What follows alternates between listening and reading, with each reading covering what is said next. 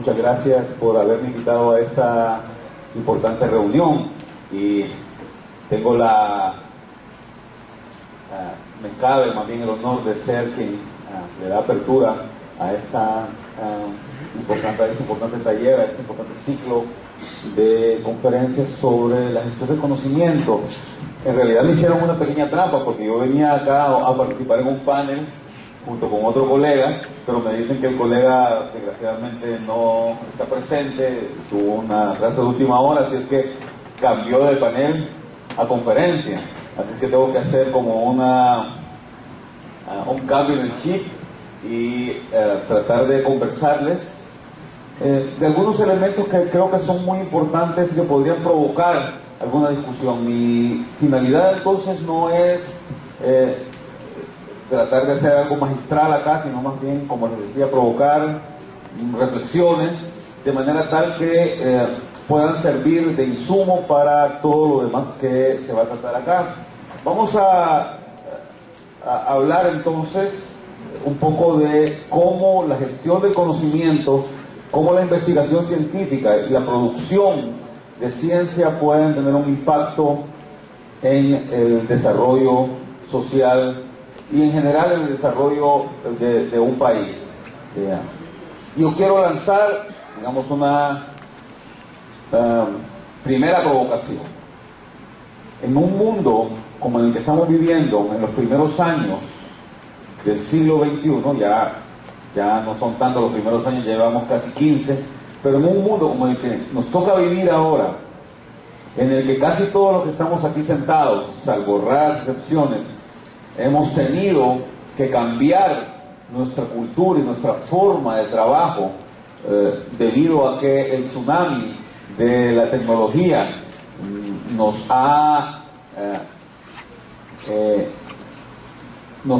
encontrado, digamos, utilizando nuestra propia dinámica en un mundo, repito, en el cual aprendimos de una forma, nos educamos en la universidad de una forma, por lo menos quien les habla, que se graduó todavía en los años 80 del siglo pasado, no conocía las computadoras a la hora de graduarse, mucho menos el internet, y ha tenido que venir aprendiendo esta dinámica a lo largo de los años, a lo largo de los últimos 25 años. Entonces, en un mundo como el que vivimos, la diferencia entre los países ricos y los países pobres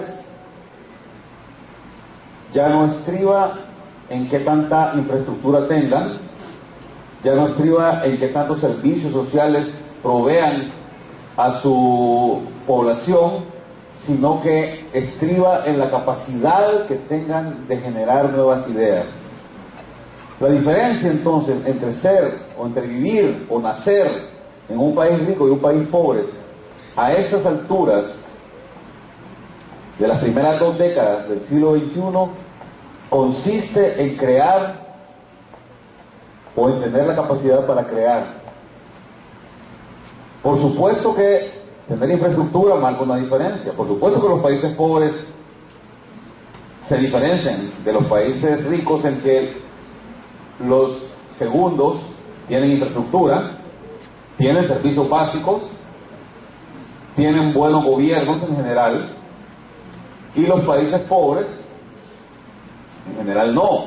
Pero la diferencia fundamental estriba en la capacidad de generar conocimiento. Y esa creo que es un elemento que debemos de considerar si es que pretendemos, como latinoamericanos, avanzar en el proceso de desarrollo. Si bien es cierto, tenemos muchísimos retos y la evaluación que se ha hecho por parte de los organismos internacionales, específicamente de Naciones Unidas, porque fue quien a finales del siglo pasado trató de consensuar con todos los líderes mundiales las llamadas metas del milenio, los objetivos del milenio. Al hacer una evaluación al 2015, o ya muy cerca del 2015, nos damos cuenta de que todavía los latinoamericanos tenemos algunas tareas que cumplir al respecto. No todos, estamos claros, y acá tenemos la grata visita de muchos colegas que ya han dejado muy atrás este proceso de las metas del milenio, que yo siempre dije que no era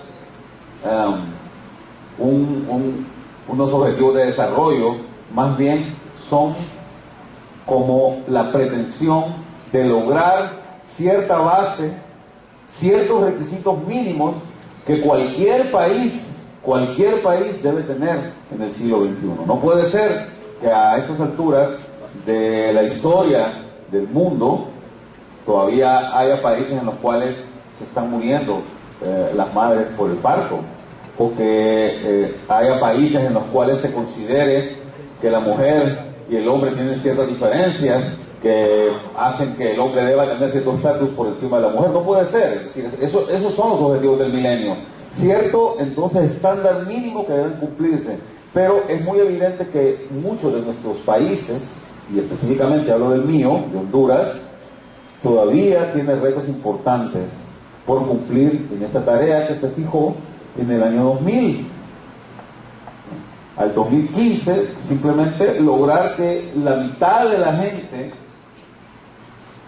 que todavía padecía hambre en 1990, o la mitad de la gente que todavía vivía en pobreza extrema en ese año, o que la mitad de los hogares que todavía no tuvieron acceso a agua potable y saneamiento, etcétera, etcétera, ya conocen ustedes los objetivos del milenio, pues pudieran salir de esta situación. Sin embargo, lamentablemente, pasaron los 15 años, ya casi, y nuestro país y algunos vecinos, algunos países cercanos a los nuestros y también algunos más lejanos, no han logrado, y en algunos casos incluso han retrocedido en algunos de estos temas. Así es que si consideramos que la diferencia, como dije al principio, en mi primera provocación, entre los países ricos y los países pobres, estriba en su capacidad para generar ideas, y las ideas más importantes, o las ideas más agudas, o que puedan tener mayor impacto en la vida de la gente, se generan en un contexto de buenos servicios públicos y en un contexto de poca pobreza extrema y muy poca hambre. ¿Cuál debería ser entonces el trabajo primordial al que deberíamos de enfrentarnos como países, ¿no? Digamos, y esa es una segunda inquietud. Primero, hay una diferencia actualmente entonces entre nacer en un país pobre y un país rico, ya la dije. Y segundo, si todavía tenemos retos importantes sobre los cuales avanzar como países pobres, como países en vías de desarrollo, y no hemos cumplido con esos requisitos básicos, entonces ¿hacia dónde deberíamos de priorizar nuestro esfuerzo fundamental, sobre todo en términos de políticas? Y este es un reto importante. No estoy tan seguro de que voy a utilizar adecuadamente la presentación que traje, pero de todos modos es un reto importante que debemos lanzar, porque es una de las preguntas que debemos hacernos en cualquier reunión en la que queramos proponer de manera positiva, como universitarios, como académicos, sobre los temas de desarrollo. Entonces, lanzando estas dos primeras preguntas, va una tercera que debemos hacer a la sociedad y que debemos hacernos a nosotros mismos. Si las ideas, si el mundo actual se desarrolla en base a la capacidad que tengamos para generar ideas, si las ideas son el centro fundamental del proceso de desarrollo en este momento, ¿quiénes, y en el caso específico de Latinoamérica, y más específico aún de Honduras, quién es el llamado a generar estas ideas? ¿Dónde deben estar los centros de generación de ideas? para lograr esto? Y evidentemente la respuesta es casi obvia. Y si ustedes registran, hacen una somera investigación sobre quién produce pensamiento, en el caso de nuestro país, en el caso de Honduras, se van a dar cuenta que únicamente las universidades son las instituciones, los centros, las organizaciones que tienen la capacidad, tanto en infraestructura como en el recurso humano o en capital humano, para generar estas ideas. En Honduras prácticamente no existe ningún centro de pensamiento que no esté vinculado a una universidad, a diferencia de otros países en donde más bien los centros de pensamiento están vinculados a las empresas, están vinculados a los centros de investigación, a los laboratorios. En Honduras prácticamente no tenemos ningún centro de pensamiento, ni de tipo productivo, ni con miras como objetivos productivos, ni tampoco con miras a reflexión social. Prácticamente no tenemos ninguno que no esté asociado a una universidad o a un centro de estudios superiores. Y evidentemente, en el caso de Latinoamérica, pareciera que los más importantes centros de pensamiento están vinculados a las universidades también. Así es que la realidad anda más o menos por ese lado, y la reflexión fundamental, entonces, el reto fundamental que yo quisiera dejar en esta mañana, estriba en la unión de estas dos primeras ideas. Si los centros de pensamiento fundamentales en nuestros países, en países que todavía tienen retos grandes para cumplir con los requisitos mínimos para el desarrollo, son las universidades, y si la diferencia entre los países pobres o países en vías de desarrollo y los países ricos en este momento estriba en la capacidad que los segundos tienen para generar ideas, entonces, ¿cuáles son los cambios fundamentales? ¿Cuál debe ser ese nuevo chip que debemos de ingresarnos nosotros como responsables de los centros de pensamiento fundamentales de nuestros países, para asegurarnos que en el siglo XXI vamos a poder competir de manera adecuada con aquellos otros que nos llevan, digamos, una ventaja, no solamente porque están produciendo ya ideas, sino también porque tienen resuelto en general su problema básico, fundamental, de servicio y de atención a su ciudadanía.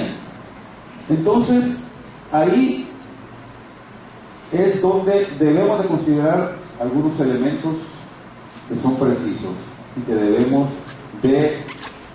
deben ser, digamos, la punta de lanza para generar un trabajo más adecuado. Primero, el más importante, o por lo menos el más urgente, quizás no el más importante, pero el más urgente a mi juicio, es la reconversión o la readecuación de nuestra forma de asignación de recursos. Hasta ahora, por ejemplo, y en el caso de nuestras universidades en Honduras, únicamente para recordar y para informar a los colegas del resto de Latinoamérica que nos visitan, en Honduras tenemos 20 universidades, hay aproximadamente unos 160.000, 170.000 estudiantes universitarios para una población de 8 millones de habitantes.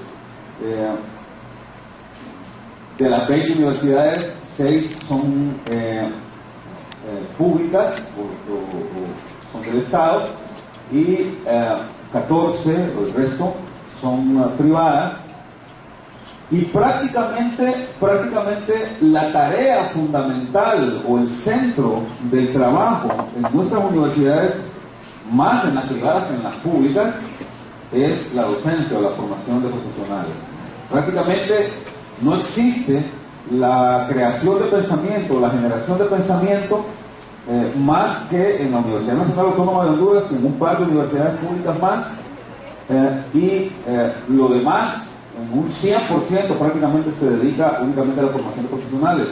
Entonces, ahí es donde debemos de considerar un poco si es la generación de pensamiento, si es la creatividad la que nos puede sacar, o el único elemento en este momento que nos puede sacar hacia el desarrollo, cómo debemos de hacer una reconversión en el uso de nuestros recursos.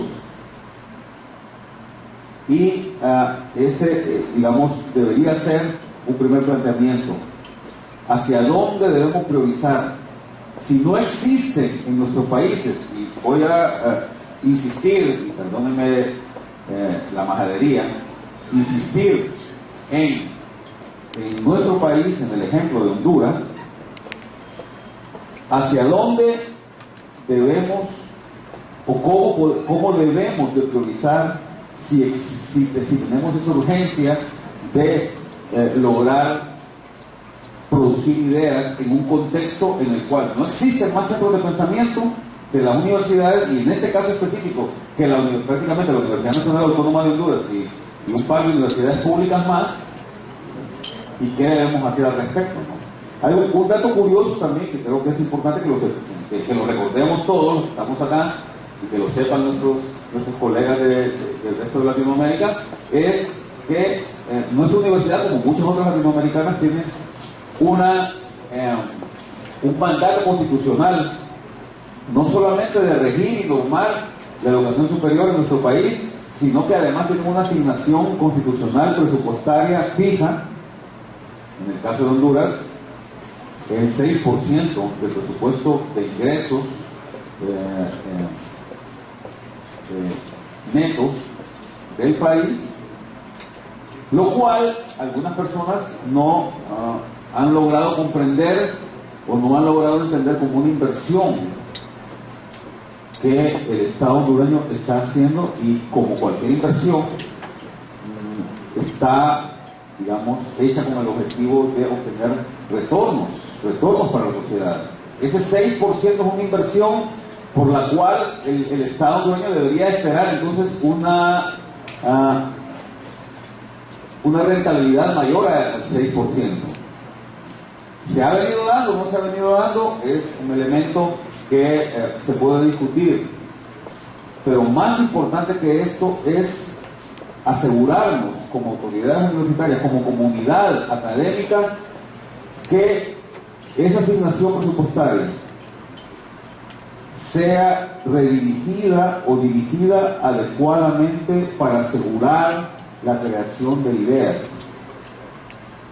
en el sentido de lo que ya hablamos. Si es que realmente queremos darle una rentabilidad al Estado hondureño en términos de lo que el Estado está invirtiendo en nosotros, es obligatorio entonces hacer una readecuación de la forma en que estamos trabajando y avanzar más en los dos grandes pilares que mencionó la señora directora, que son la investigación y la generación de nuevo pensamiento, o la generación de ideas, y la vinculación de estas ideas con la sociedad. Y ese debe ser entonces el camino que debemos de tomar, no solamente porque somos, en el caso de la Universidad Nacional Autónoma de Honduras, una universidad, la universidad responsable de recibir esos recursos que provienen del Estado, sino porque además somos la universidad responsable de dirigir y de normar la educación superior en el país. Y por supuesto debemos de comenzar entonces dando el ejemplo y convirtiéndonos nosotros en el centro fundamental del pensamiento en Honduras. Repito, a falta de centros privados, a falta de mayor compromiso por parte del mismo sector empresarial para generar, entonces, para dejar de ser un repetidor o un simple gestor de comercio o de finanzas en el país, convertirse entonces en un innovador y en un factor de desarrollo en términos de la generación de las ideas. Y es entonces, junto con el otro elemento importante, que es la readecuación de la forma en que estamos generando ese pensamiento en el país, una vez que hayamos redirigido los recursos, son las claves para forjar un proceso de desarrollo, para indicar un proceso de desarrollo al resto de la sociedad en nuestro país y creo que también en general en Latinoamérica. Entonces, eso, yo creo que me pasaron 20 minutos, ¿no? Bueno, voy a utilizar el último minuto únicamente para hacer para apuntalar únicamente lo que dije. Diferencias, entonces,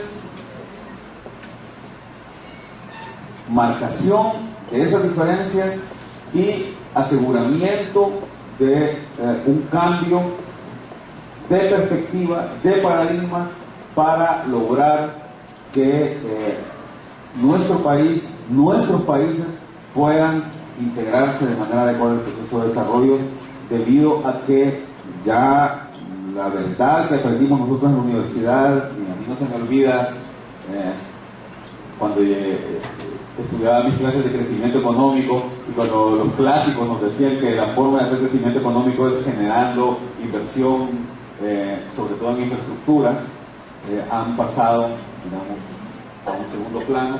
El elemento fundamental entonces es la generación de capital humano, la generación de ideas, y eso entonces requiere un cambio de paradigma, un cambio en la visión para poder solventar no solamente los problemas básicos que tenemos, sino también para generar un verdadero desarrollo en el país. Yo lo dejaría ahí, directora, y para cualquier otra inquietud que tengamos, bueno, voy a dejar mi presentación, que era bastante larga, son 60 diapositivas, así es que cuando me dijeron que eran 20 minutos, dije mejor la dejo por ahí y que mis colegas pues puedan verme en su casa tranquilamente, ¿no? Así que muchas gracias y quedamos abiertos entonces para mayores ideas, ¿no?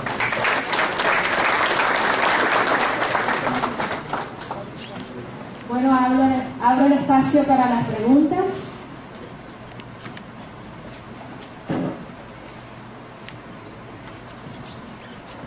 Gracias, doctor Valverde, por la apertura. Yo creo que el que parece estar claro en la presentación suya. Por ejemplo, las metas del milenio podrían dirigir una agenda universitaria. El problema es el cómo. ¿Qué elementos tiene, según usted, este cambio de paradigma? Porque si se considera el número de científicos que tiene el país, es un grupo muy pequeño. Y si se cree que las universidades son las que van a generar estas ideas, pues un efecto secundario va a ser que las ideas van a ser generadas por grupos elitistas.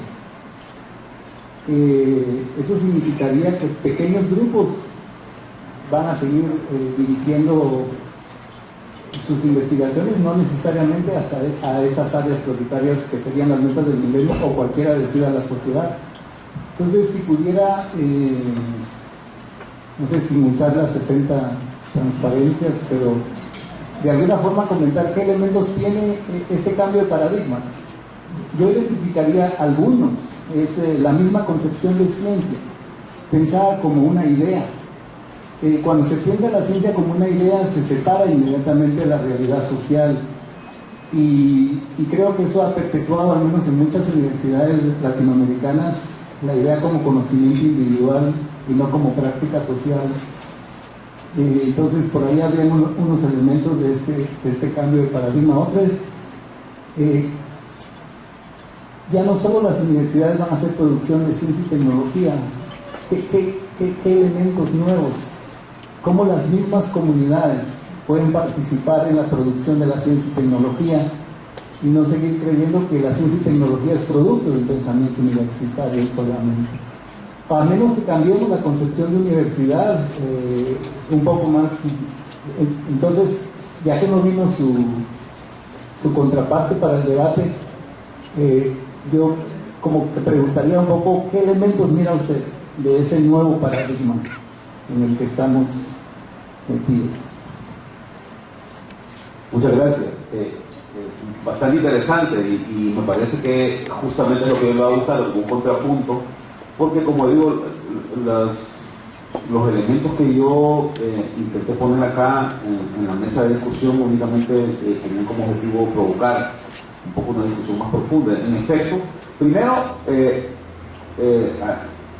términos de las metas del milenio, yo creo que en el caso de Honduras, en el caso de muchos de nuestros países, evidentemente deben seguir siendo una apuesta importante en las agendas nacionales. No podemos olvidarla, que no la cumplimos, pues ya olvidémonos de ella y vamos para adelante con otra cosa. Creo que eso es algo que conversamos mucho con la gente de Naciones Unidas. Yo hasta hace poquito estuve en el gobierno y conversábamos mucho con ellos sobre la famosa apuesta que tienen ahora, ¿no? Que es la agenda post-2015, ¿no? ¿Qué vamos a hacer ahora? Tenemos que un poco tratar de flexibilizarnos y ya no ser en ese sentido tan estandarizados. No podemos ponerle a todo el mundo las mismas metas porque hay diferencias entre los países. Esa es más o menos la idea básica de ellos. Sin embargo, yo sigo creyendo que, si bien es cierto, esas metas deben continuar estando en primer plano o deben seguir siendo una prioridad en nuestros países, sobre todo porque tenemos serias deficiencias en el cumplimiento de las mismas. Y repito, yo insisto, no son exactamente objetivos de desarrollo, sobre todo en el siglo XXI, sino que son estándares mínimos que debemos de lograr.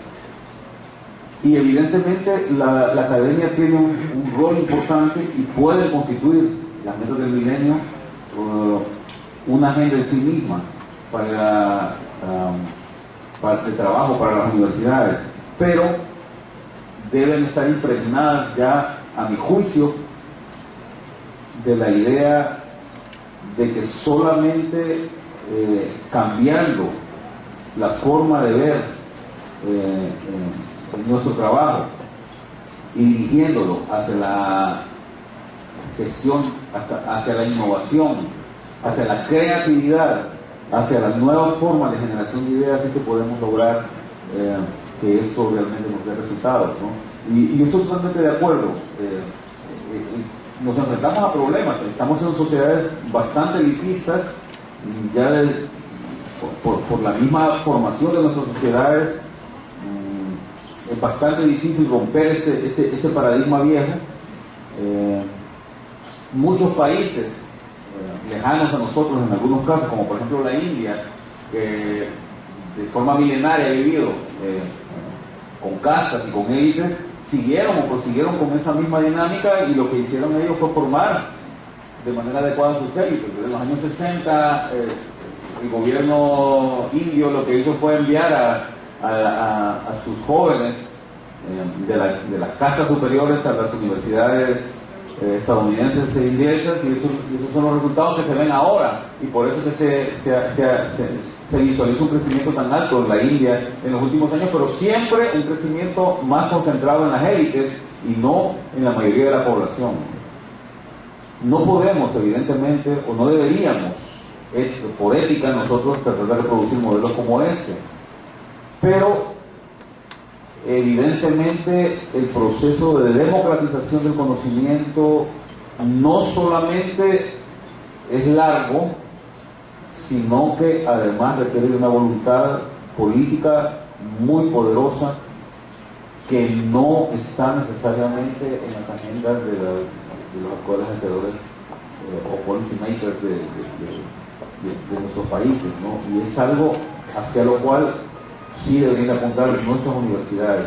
Yo comparto con ustedes de que no solo la universidad debe producir conocimiento, pero si es la única que en este momento tiene la posibilidad, entonces debe de avanzar en la tarea de la generación de conocimiento y en la tarea también de señalización a los hacedores de política para que vayan generando más apertura y más democratización en la generación del mismo. Pero haberme referido a lo que usted dijo. Hola, bueno, muchas gracias por tu exposición, y venimos con el oído afinado,